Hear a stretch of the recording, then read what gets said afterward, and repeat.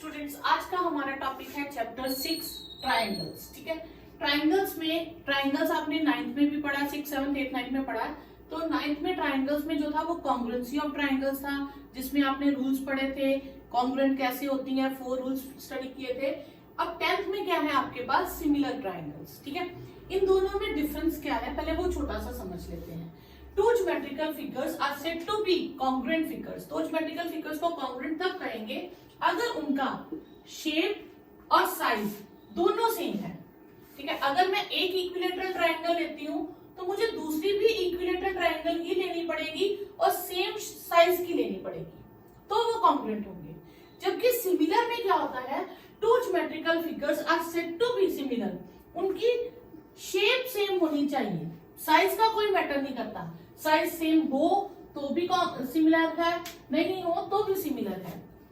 Just like आपने equilateral triangle ली इस बार भी, लेकिन आपने एक थोड़े स्मॉल साइज में ली और एक लार्ज साइज में ली, तो ये दोनों दिखने में एक जैसी है, देन दे आर सिमिलर।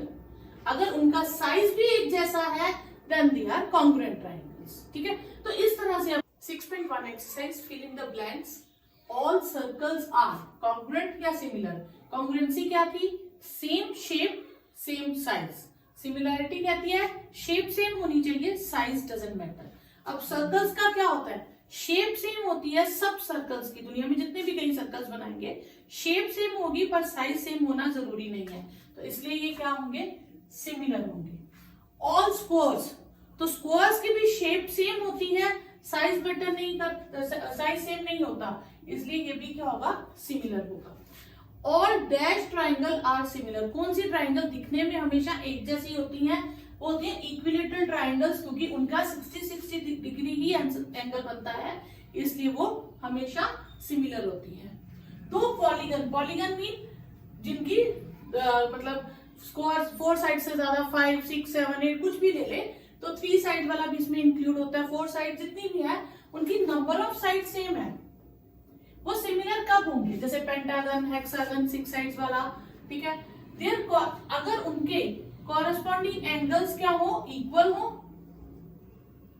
और उनकी कॉरेस्पॉन्डिंग साइड्स प्रोपोर्शनल हो। ठीक है, तो वो चीजें क्या होंगी, वो पॉलीगन क्या होगा, सिमिलर होगा। अब इसी पे आ जाते हैं, ये भी एक पॉलीगन है। ठीक है, इसमें 2 चीजें उसने कहा था, एक तो एंगल सेम होना चाहिए और साइड्स प्रोपोर्शनल होनी चाहिए। अब प्रोपोर्शनल क्या होता है कि उनकी साइड्स को डिवाइड करें तो रेशियो सेम आए। जैसे 1.5 को 3 से डिवाइड करेंगे तो रेशियो सबकी सेम आएगी डिवाइड करके। ठीक है, एक बात तो हो गई, साइड्स आर प्रोपोर्शनल, पर इसमें एंगल सेम नहीं है। ये एंगल एक्यूट है और ये एंगल 90 डिग्री है, एंगल सेम नहीं है, इसलिए ये क्या है, ये सिमिलर नहीं है, तो दिस इज नॉट सिमिलर। तो सिमिलरिटी में क्या होना चाहिए, एंगल सेम होने चाहिए, ठीक है, और साइड्स प्रोपोर्शनल होनी चाहिए। प्रोपोर्शनल मतलब डिवाइड करके सेम आए। जैसे 1.2 का डबल करेंगे, हर बार डबल करते जाएंगे तो 3 आ जाएगा, तो साइड्स प्रोपोर्शनल है पर एंगल सेम नहीं है, तो ये सिमिलर नहीं है।